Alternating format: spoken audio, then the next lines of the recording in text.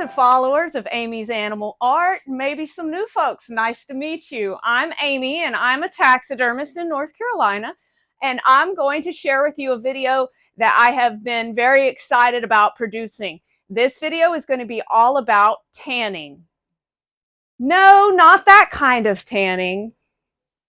What I'm talking about is tanning animal hides.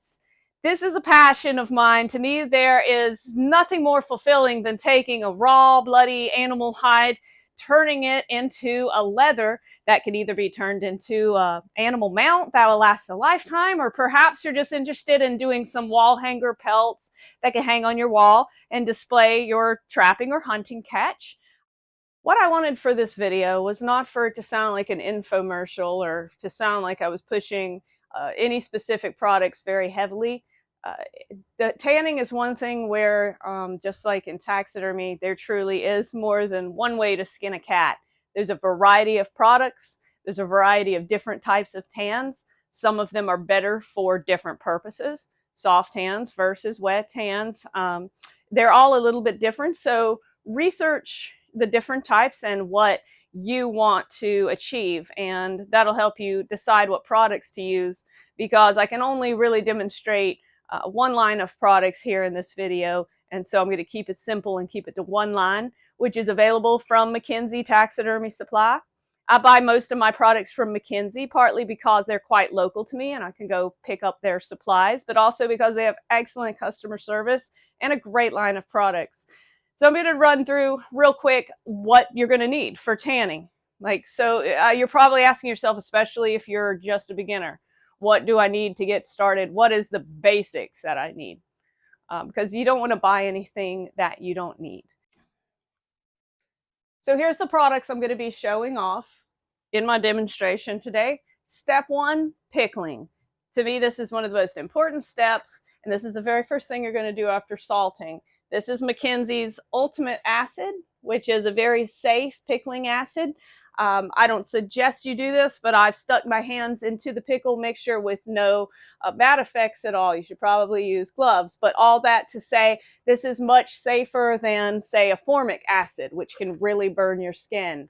It's also stronger than a citric acid, which is a fairly safe acid, but it's weaker. It doesn't hold its pH as well. So I have excellent results with this acid, and it goes a long way. You mix a ½ ounce per gallon of water. So you can see how much, a whole gallon of this stuff would actually create.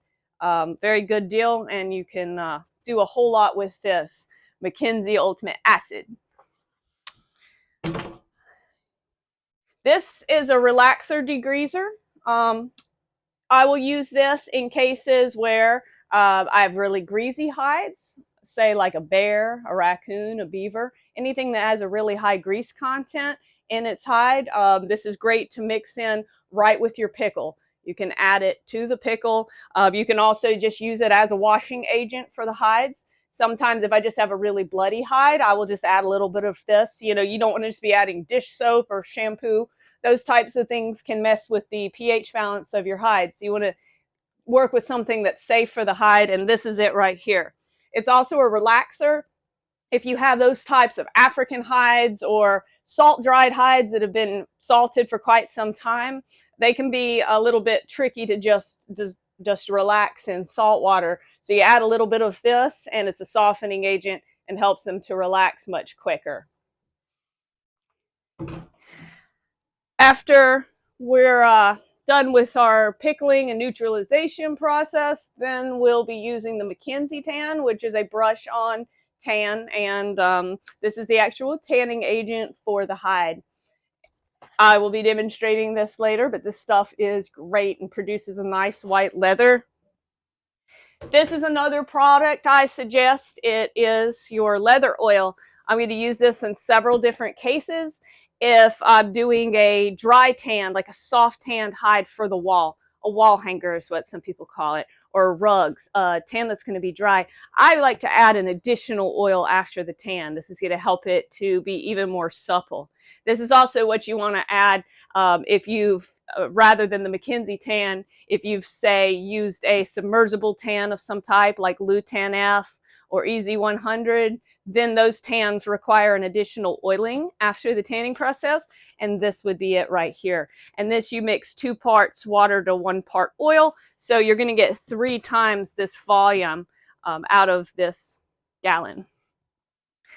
Another product you don't necessarily need depending on what you're tanning, but this is Mckenzie's odor eliminator.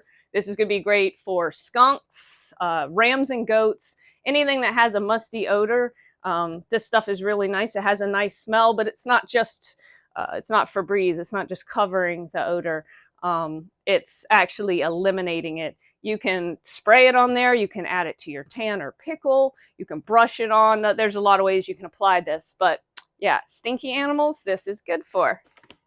Another very important part of the process is your salt. Salt is going to vary a little bit in the way the bag looks depending on where you're located. If you're able to get this from Tractor Supply, this is where I get this stuff. It's called American Stockman Fine Stock Salt. Now, this is where a lot of people mess up. You don't want anything that is called like a rock salt or anything that's thick. I forget what they sometimes call it, but it's more of a rock salt, and it's got a thicker texture to it. Basically, this is your rule of thumb. It needs to look like table salt. Fine, fine table salt. Doesn't matter if it's iodized or non-iodized. Don't worry about that. It's just, if it looks like what you would put on your food at your table, that's the good stuff. Not anything that's like thick and chunky or has black specks in it, like a impure salt. Some people are going to argue with me on that because I know some taxidermists do use a rock type salt. Will it work? Yes. In a pinch, it will salt your hides out. It'll be okay for salting hides. In your pickle or your tan, it's going to make it messy, kind of cloudy. It's also just not going to dissolve as good. So try to get this stuff if you can. And this is a 50-pound bag. If you're just getting started and you're wanting to tan like one fox hide, you're probably saying, I don't need a 50-pound bag of salt. Just go to your grocery store, buy one of those little cans of salt for like 75 cents. That'll work. Buy a few of those. You're not going to need a whole lot, maybe like 5 or 6 pounds for what you're doing. So that will work too. But this is a good deal. These are about $7, and I buy them by the pallet. A few other items you're going to need. Baking soda, run-of-the-mill baking soda. You can get that from the grocery store. This is going to be for your neutralization process later. And then pH strips. These are really important. Best to buy them from a taxidermy company. You can get something that will work from like a pool supply company if you have to, but they're not going to probably be as good because what you're going to be testing for in a pool is obviously not heavy acidic levels. That would be a horror movie right there. So they're going to mostly have pH strips that focus on the higher pHs, and that's not what you want. These are available from Mckenzie Supply. This is what you want. These only go up to a 3, which is great for pickling. You want to be able to check in these ranges. Anything above that is just a waste because I had these papers which go all the way up to a 12. But as you can see, this jumps from a 1 to a 2 to a 3. You can't fine tune it. Whereas these, you can have a little bit, more micro adjustments there. And this will go a long way because you just pull this out and we'll be dipping our strip into our tanning and pickling mixture, and it only takes a tiny little bit. So invest in this because if you're guessing on your pH, then your hides are very likely going to slip. So it's not worth that. And lastly, other useful things to have: a scale, either a digital scale or one of these old-fashioned springy ones. This will be good for weighing your salt. Something that'll measure ounces, really good for you, and some measuring spoons. Oh, so let me show you my salt setup, my super duper fancy setup here. It just goes to show you it doesn't have to be fancy to work. What we've got here is both a rack that I can use for hides I want to hang to salt or also to dry out further down in the tanning process. And this is more of a horizontal salting rack. This is just a chain link fence gate, something extra that I was not going to need, so I thought it would serve a great purpose here. It's coated. I wouldn't want to use just anything plain metal because that salt is going to get to it, but this has a nice anti-corrosive coating on it. Underneath, pretty simple concept. I've got these plastic corrugated panels that help the drippings just slide right down into the pan. And as you see all night, these hides have been dripping out and it's collected down there. Might add a floor drain later so that I don't even have to dump this pan, but that's something that'll come at a later date. So we're going to follow some bobcat hides through the tanning process, and this is going to be pretty much the same as you would do for a deer cape as well. These hides have been salted overnight. Now I'm going to give them their second salting, let them drip out for another couple hours, and we're going to be ready to move on to the pickling process.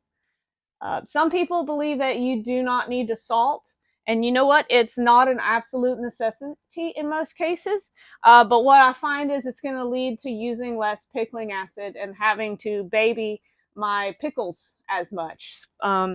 When you first flesh the hide and the hide is completely raw, there's going to be a lot of moisture in the hide, a lot of blood, and other things that we want to get out of it. What you saw in that video a moment ago where the liquids had come down and pulled up in the bottom of the container, that's stuff that leached out of the hide overnight from salting. Had I not done that, they'd have still been in the hide. Then we go put our hides in the pickle, and that's going to be removed by the pickle, which leads to the pH rising.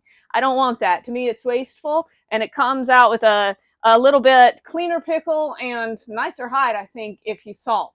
Salt is cheap, and this step is easy. So here's my bobcat hide. Yesterday I spent a lot of time fleshing and turning these. We're doing 11 bobcat hides and some other odd number of species at this time. But I like to lay it in here in this. I got 50 pounds of salt in here, so I can just salt it freely. Make sure you get everything salted. I most definitely split my tails. You're taking a risk otherwise if you don't split your tails, and make sure the salt gets in the tail. These feet have been turned all the way down to the claw, so they're nice and exposed. So we'll make sure salt gets on there. Sometimes this seam along the back or belly likes to get kind of rolled over, and then salt doesn't get in there. So be careful to open that up and get that salted as well.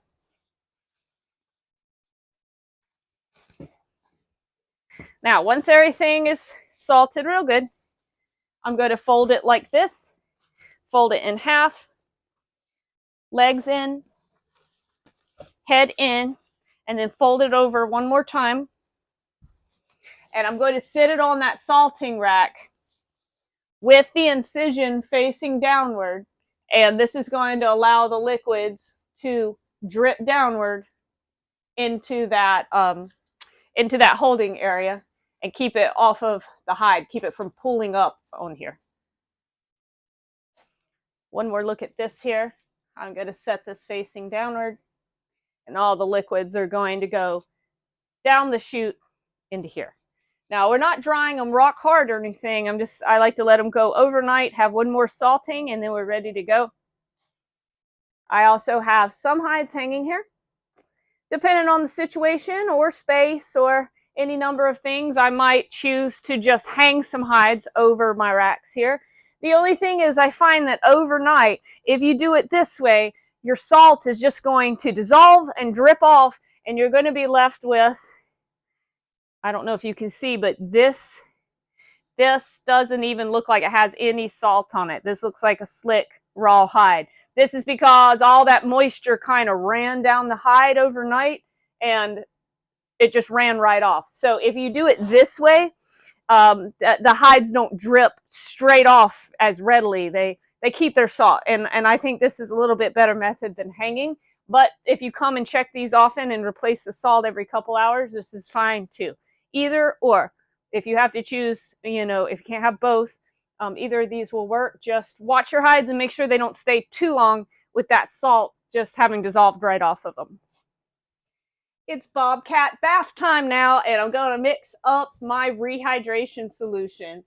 Honestly, for hides that are this fresh, not rock hard, you really don't need to use that relaxer degreaser, but it's a cleaning agent too. So for purposes of this video, I'm going to add about 6 ounces of this to about 6 or 7 gallons of water that I'm going to mix up here. Just fill you up a big tub of water.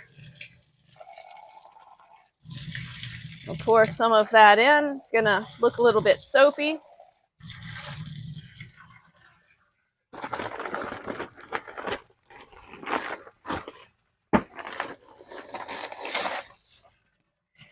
I like to add a couple pounds of salt to this, just for protection of the hides.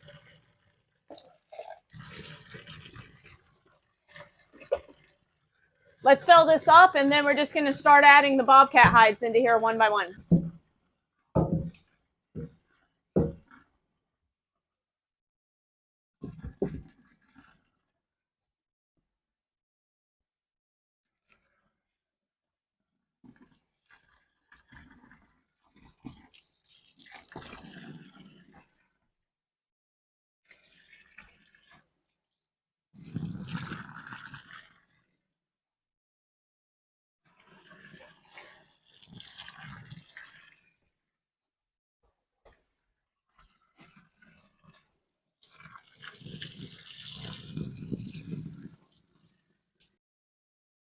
This is a great example of a hide that I want to use that Mckenzie relaxer degreaser on. Got me a prime quality Alaskan Wolverine here.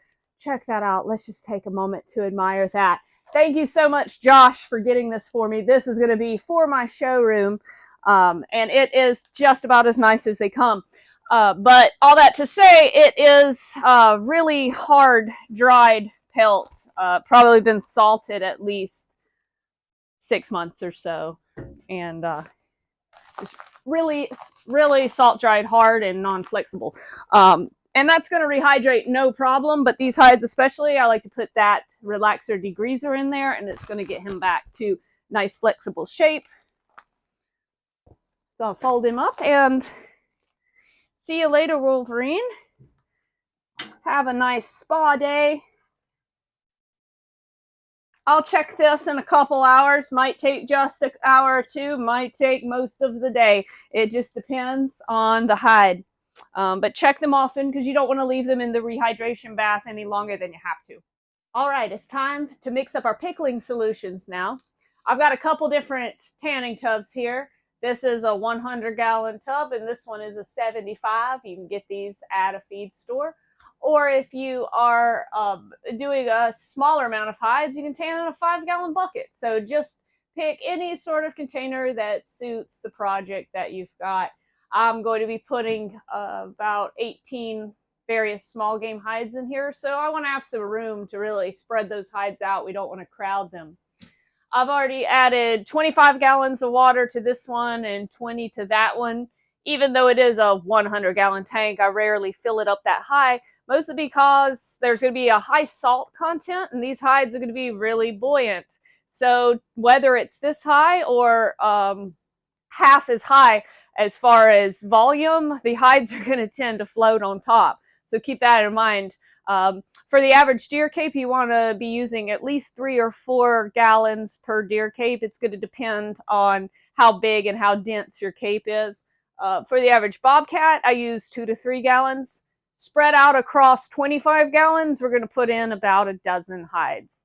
So now I'm going to add 25 pounds of salt to this and 20 to the other one, and mix it up.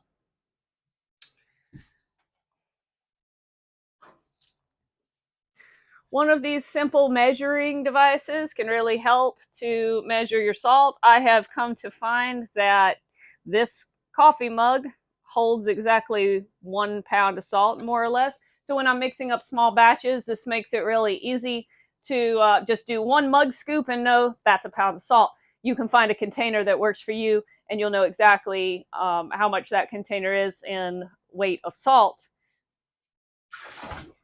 24 to go. Although I have another container that holds about 10 pounds, and that makes it a lot faster for these larger batches.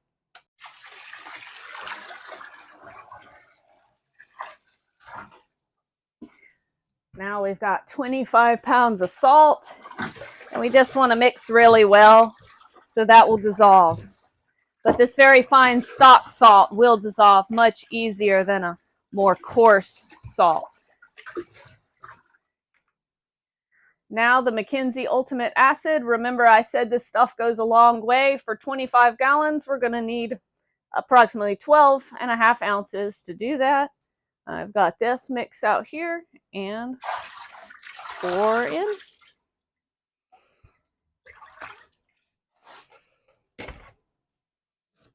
Mix well.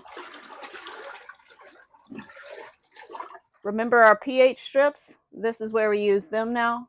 We're going to be shooting for a 1.5, which is going to be this lime green color. So let's pull off a piece of this, like a small piece of blue paper, and dip into the mixture. You can see that it's turned a bright green and matches this 1.5 right here. Now we're going to add our hides, and over the course of a few hours, the pH is going to raise. When I come back, it's probably going to be up into this level when I test it. We want to add acid when that happens and bring it back down to below a 2. Now it's time for the rehydrating bobcat hides to get a bath. And we're going to rinse off all the blood. These are the ones that we put in that were salted earlier.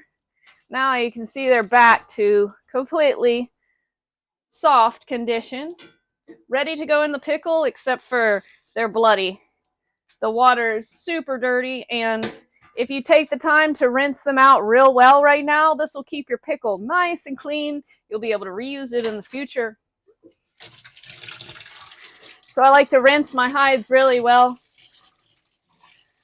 Also, if there's any blood on the hide, the pickle will tend to set that blood stain in, which is not quite as critical on something like a bobcat, but if we're talking an animal with white hair, you might not be able to get that blood out. So I'm going to take the time to go ahead and turn each paw inside out.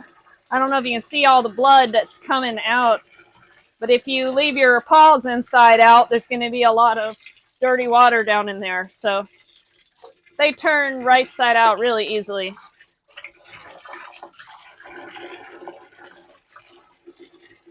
You can actually use the water inside them to just push and help them invert back out.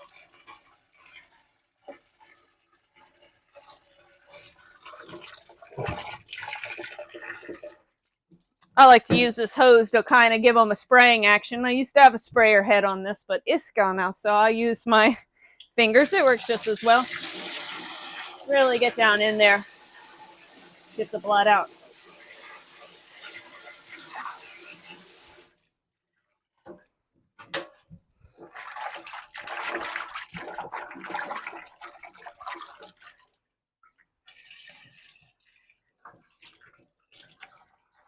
This hide is already looking nice and clean, and it's not even in the pickle yet.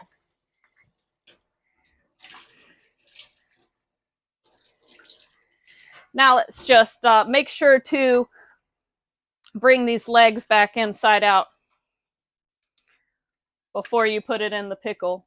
Otherwise, the pickle won't be able to penetrate the inside of the skin. But just kind of grab it like this and shake and watch it push out all the way to the claws. Really easy. All right, ready to go in its pickle bath. And now let's just take our washed bobcat hide and place it in the pickle. If you have sensitive skin, or if you're smart, yes, I would probably suggest wearing some gloves. I do this all the time and suffer no consequences on my hands as long as I wash them immediately right after. That's why I say this Ultimate Acid is really a fairly mild, safe acid. Still, better safe than sorry. Maybe wear some gloves. All right, let's talk a little bit more about this Mckenzie Relaxer Degreaser. You saw me use this earlier in my relaxing bath, and this helps to soften the skins up, especially those hard salted skins. But my main use for this product is as an actual degreaser, which I like to use it in the pickle bath. So you've got two things going on at once, and this works great on those greasy hides. Hides that I'm especially going to use this for are going to be bears, raccoons, beavers, anything with a high grease content in the hide. You're going to need to use a product like this to pull those grease levels out of the hide. Otherwise, you're going to have an oily finished hide. This can affect your mount later on and just lead to all sorts of bad things. We don't want a greasy hide. We want to pull that nasty grease out, and this product is going to do it. I don't have one of those especially greasy animals to tan at the moment, but I do have that Wolverine hide that I was rehydrating earlier, and it's a moderate level of grease. I can see some spots of grease on it, especially since it spent a while salting. So better safe than sorry. This will not hurt even a non-greasy hide. It just helps to get it soft and clean and clean everything out of those fibers. So don't be afraid to use this even on just marginally greasy animals. But on its directions for use, it says to use 2 fluid ounces to every 5 gallons of pickling solution. So I've got about 8 gallons here. So I'm going to put in, not any more than 4 ounces of this. A little bit extra also is not going to hurt. This stuff is kind of expensive, so there's no need to get crazy with it. It's very concentrated, but for this, 8 to 10 gallons of water, 4 ounces of this stuff. We've got 8 gallons of water here. I went ahead and put 8 pounds of salt in it. Real quick, I'm going to take my ultimate acid again and put 4 ounces of that, since like we talked about earlier, it is 1/2 ounce per gallon of water. And then the relaxer degreaser, I will put roughly 4 ounces of that.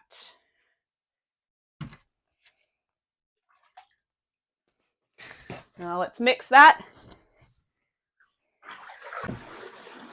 We've got some nice bubble action going on here, which is the degreaser mixing in. Stir that up real good. And now it's time to put Mr. Wolverine into his bubble bath.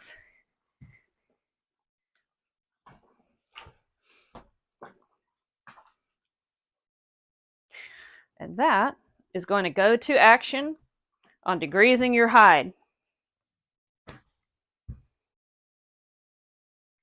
Now here we are. Our hides have been in here for about a day, and I am going to check my pH levels again. I let them sit overnight.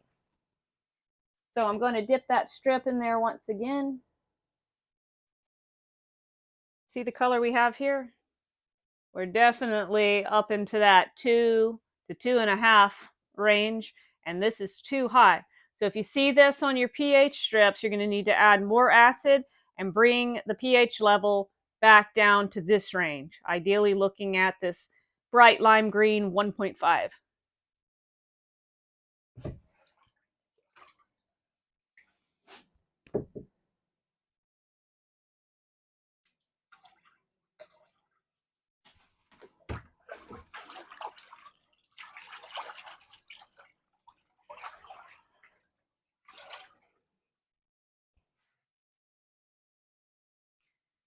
These hides have now been in the pickle for 3 days, and it's time for shaving. Now, not all hides are going to need shaving. I don't think that fox generally need to be shaved, and smaller bobcats you can get away with very little shave. But these bigger bobcats with the thick necks, I like to shave them down a bit. So let's take this guy out and go put him on the shaving machine and do a little bit of shaving. So this is my shaving machine. And this might be the part where you say, oh no, I thought you said anybody could do this with just things that you got from the local store and chemicals from Mckenzie. Yes, you can do without this if you have to. If you're just doing a few pelts, you can take a knife or a scalpel and thin the neck down on your hides. So I wouldn't say it's absolute necessity, but this makes it a whole lot easier, especially on a commercial sort of level production. This is the Dakota Pro flesher. It is one of the nicer ones. There's several other lower models, and even one that's about half the size with a 6-inch blade instead of a 12-inch, which might be an affordable option for somebody just getting started. But the way this machine works, once I turn it on, this blade is going to rotate. These guards cover most of the blade except for just a small amount that is exposed. And I'm going to be taking the bobcat hide and taking it across the guards, which is going to shave a small strip off of the actual epidermis from the inside. This is going to thin the hide down. We might take several passes to get the thinness we want and then stop. And this is how you achieve a nice thin hide that's going to be softer, stretch larger, and be easier to sew.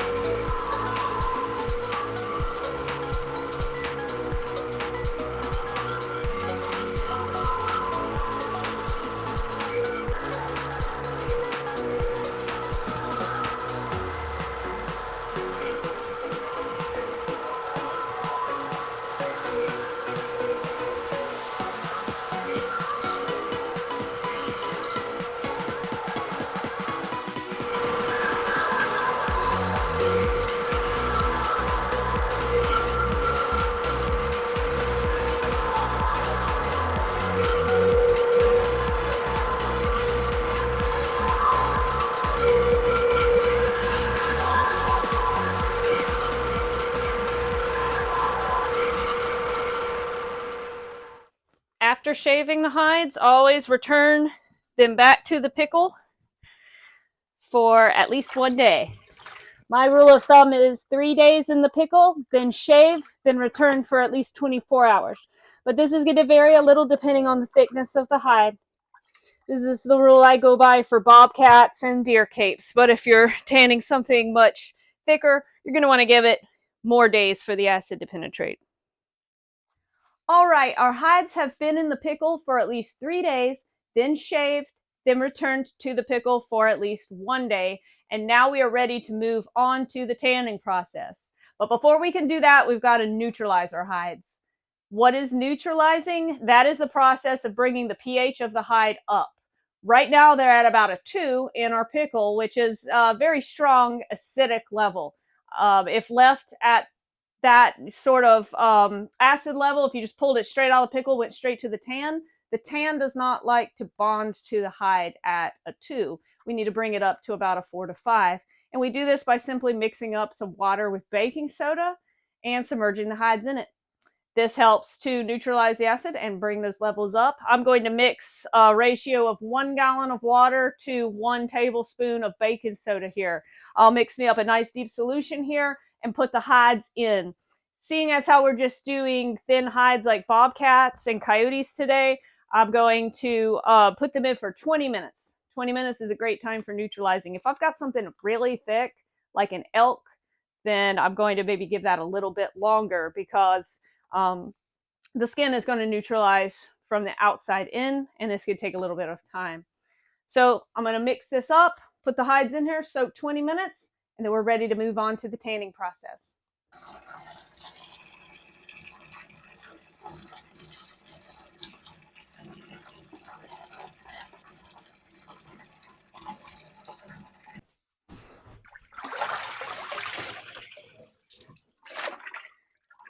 Place our hides into the neutralizing bath and just let them float around, and I will stir them several times during this process to make sure it's being fully neutralized.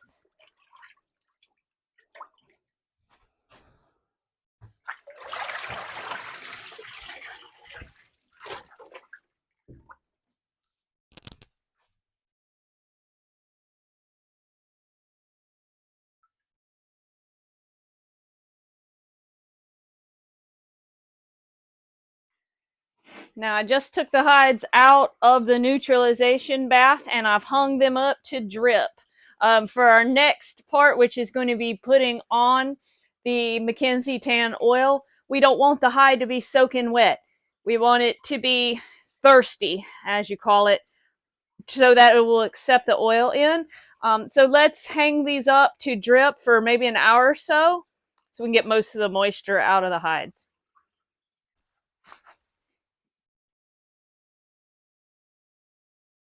I like to oil my hides down at my main taxidermy studio. It's got a better work table for oiling, and my freezers are down there, which is where all these bagged wet tans are going to end up going. So let's head down the hill with my handy dandy hide wheelbarrow, and I'll see you down there.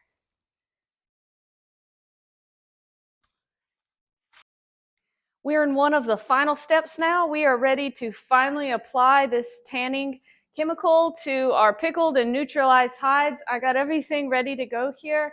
I've taken the hide and I've let it dry out just enough where it's ready to accept this oil. I've got Mckenzie tan here, and I've poured some into a container. I've got me a paintbrush here. This is going to be super easy for anyone to do. Can you paint a house? Can you paint the Mona Lisa? That's okay. You don't have to be able to do that. You can operate a paintbrush and paint this onto your hide. That's all we've got to do for this step. I do like to heat this up a little bit. It applies and soaks into the hide a little bit better if it's warm. You don't want it to be like boiling hot, but just a little bit warm, and simply put it in the microwave for about 15 seconds and get this little bit above room temperature. This hide looks really nice after I got it all shaved. It's fairly white already from the pickling process. If you notice these spots, this is the entrance and exit wound from the bullet that went into this animal. And these always cause some bruising around the hide. You're not really going to be able to avoid that or necessarily lighten them up, but this will not affect the tanning process or the preservation of the hide. Now we will take our Mckenzie tan and just apply it evenly all over the hide.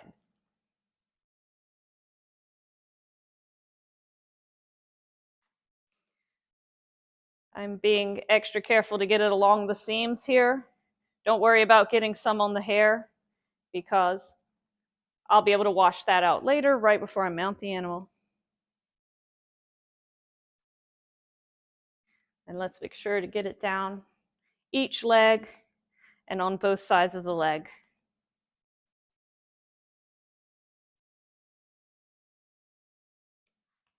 I should also mention, when it comes to the lower legs, I like to clean them up when I go to do my final mounting, just like I do around the face. That's easier done with a scalpel than a fleshing machine.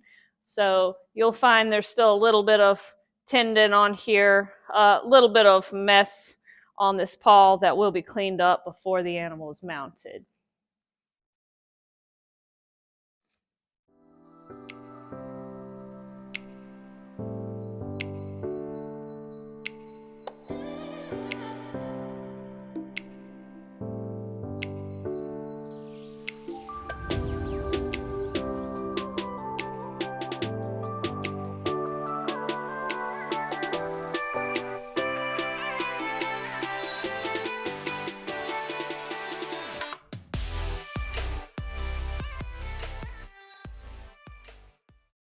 You can see I've done a lot of shaving to the face already, but we will need to clean up around the whiskers, the lips, and the eyes before the animal's mounted.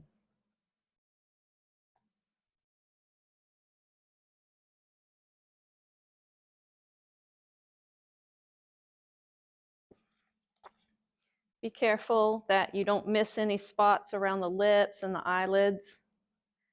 I like to brush it over the eyes. This is a common place to get shrinkage in the eyelids, so we want to make sure those are well oiled. Pretty much I'll brush it on everything.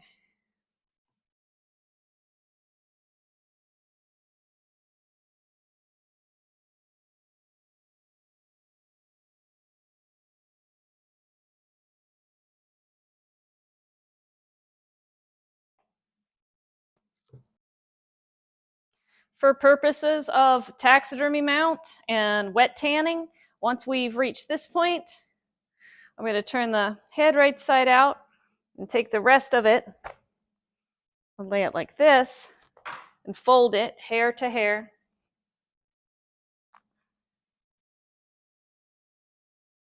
And what we want to do is let that sit and soak up the oils.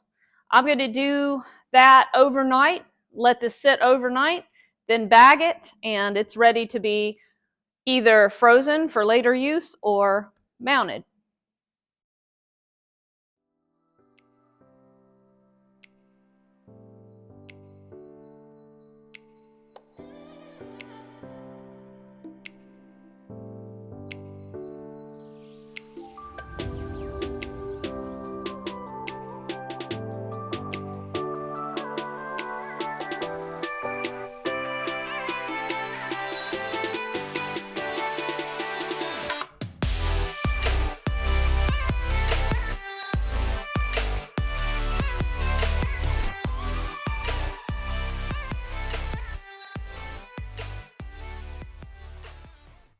So all the hides that we oiled yesterday, I wrapped them up and let them sit overnight to kind of soak in that oil.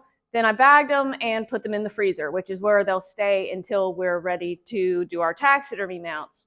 But 2 of those hides were for a rug, which is a little bit different process. So now I'm going to show you how to finish out these hides if you're doing what some call a soft tan or a dry tan, which I know a lot of trappers are going to be interested in because they like to tan their harvests and be able to hang them up on the wall, just a wall hanger, so to speak. So here are the hides that we put the tanning oil on yesterday, let them sit overnight, and now we want to open these up. Let's see how this looks. I can see this tanning oil has penetrated nicely because this hide is getting pretty white and soft, but it's very wet. So I want to hang this up to dry. Set up a dowel over here. And pretty simple, we're just going to hang these to dry. Check that out. Here's another much smaller bobcat here. This is going to be a very small rug. I want there to be air on both sides so that this fur can also dry. The amount of humidity you have in your air is going to make a difference on how fast these dry. But let's check on these in another 6 hours or so, see if they're drying. If they're still mostly wet, we'll give them overnight, and I'll show you what the next step is. So these hides have been drying for about a day now. And now I'm going to show you the process of what is called breaking the hide, which is going to be us stretching it both by hand and sanding and scraping it against a hard surface to open up the fibers and turn this into a soft leather.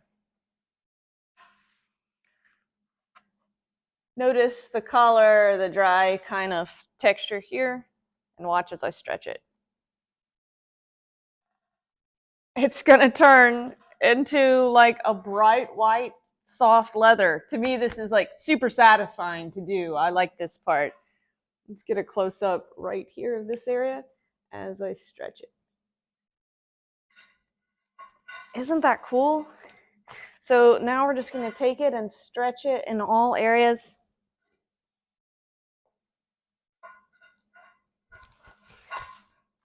You can see it just open up those fibers and turn white. And it looks and feels like a leather now. And so we want to go into all areas and stretch that out. First we'll pull it widthwise, and then I'll come this way, do it the other way.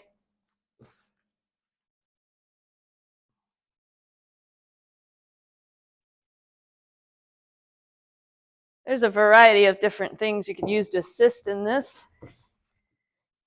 Let me take this board and stretch it out.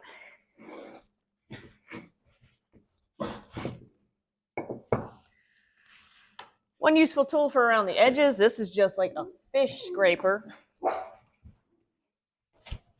And I can use that to kind of drag these edges out and down here on these legs. And this will require another session of hanging up and drying. These feet are still not quite dry enough to fully stretch out. They're still a little wet down at the bottom. So we'll hang it up to dry again. This tail is also not fully dry. You really can't hurt these things. I mean, you want to be careful not to rip it, but this bobcat pelt is pretty strong. I mentioned that this is for a rug, so we are not going to stretch out the head area. This is going to be rehydrated and mounted. So we just leave this whole area alone. If you were doing just a wall hanger pelt, you'd stretch and dry the whole thing.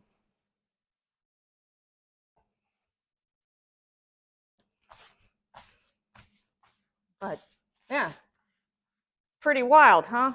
I remember right before we stretched it, just a minute ago, it looked more like this one and not soft at all. Another great method for breaking the fibers of the hide is to take it across a sharp edge. You can use the edge of a table. You can use the edge of a post like this. I'll fold the hide in half and just run it across the edge of this board like this. And the leverage I have while scraping it from side to side really helps to break those fibers even more than if you do that by hand, as I was on the table. I'm still trying to get this edge stretched out, and this will be real good for the edge.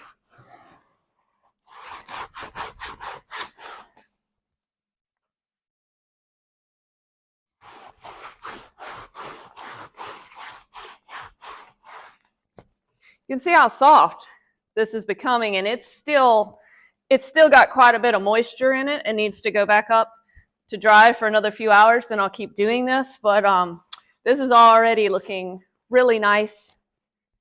We're on our way, so let's let this dry a little bit more, then I'm going to tumble it, and we'll be ready to go.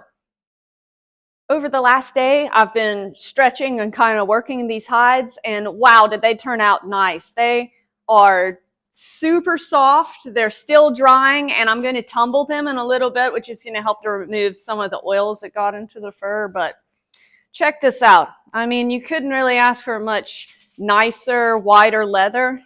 It's almost dry right here. It's still drying a little bit, like in the legs and the tail area, but this part is mostly dry. And I wish you could feel the texture, but I hope you can see from the film that it is extremely soft, buttery soft white leather. So I'm really happy with this. I'm going to show you just a couple more techniques that you can use to soften them even further, or if you had hides that were a little bit thicker and maybe didn't turn out quite this soft, these are some tips that will help with that. One technique is to use a simple palm sander with a fairly heavy grit, or you can alternate between different grits on your sandpaper, and as simple as it sounds, just move it along your hide, and this is going to soften it even further and kind of polish it up if there are any little piece of membrane left on here. This will help to smooth that all out.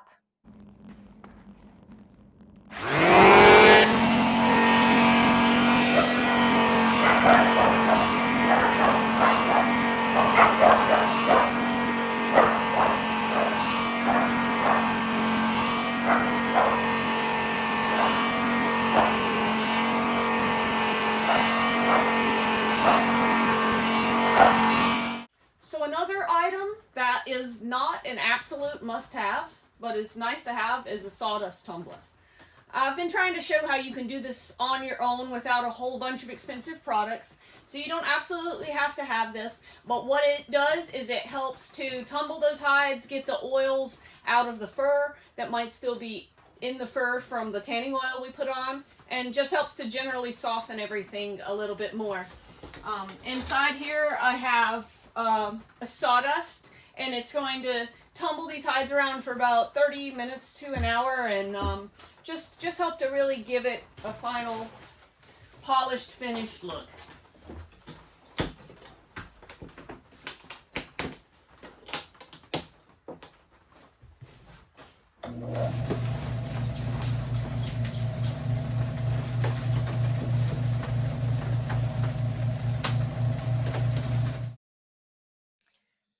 So after coming out of the tumbler, I mounted the head of the cat, and how fun is this? Now we have a bobcat rug, and this is ready to have the felt sewed on and made a completed rug. But again, this leather just turned out super nice and soft. This will make stitching the felt on very easy. But that's one of the things you can do with these soft tan pelts, is turn them into a rug like this. I hope you found this video informative. There's a lot to the tanning process. We really just outlined the basics here in this video, but this is going to get you started in knowing what steps to follow and what products you need. So let's just recap what we've learned here throughout this process. After you've turned and fleshed your hide, the first thing you are going to do is salt your hides. Don't forget the salting step. Even if you don't salt it rock hard, salt it overnight for at least 12 hours. You're going to see a big difference in your pickle pH and how quickly it rises. We want to remove those impurities from the hide, the blood that the salt will leach out. So salt your hides. Then we're going to move on to the rehydration and washing process. Wash and soak those hides up back to their original softness, to which then we will put them into the pickle. Remember that pickle, we use the Mckenzie Ultimate Acid along with some plain salt. The hides stay in the pickle for minimum 3 days, then they're shaved, then returned back to the pickle for minimum 1 day. Next, you're going to neutralize your hides with baking soda for 20 to 30 minutes, and then remove the hides from neutralizing, hang them to drip dry, and once they're spongy enough to accept some moisture in, then you're going to put that Mckenzie brush on tan onto the hide. Wrap it up and let it sit overnight, followed by freezing for wet tans that are going to be for taxidermy. Or you want to hang your hides up to dry and then stretch and sand them to produce a soft dry tan. To make this a little easier on you, I have opened up the Mckenzie book so that you know where to find these products. At the time of this filming, we are on Mckenzie Catalog 48, year 2023, page 977, which may change in future editions. But here you will find your Mckenzie tan, and these are the item numbers that you will use to buy these quantities of the product. We also have the Mckenzie leather oil, the Ultimate Acid, the Relaxer Degreaser, and the Odor Eliminator, which I did not show demonstrated in this video, but this is what you will use for eliminating odors on stinky animals such as rams and goats and skunks. But again, these are the products you want to use. Make note of the item numbers, and you will need to order these, as well as some pH strips. And let's flip a little further through over to here. The pH papers, the 0 to 3 pH roll. That is what you're going to want, this PHP 305.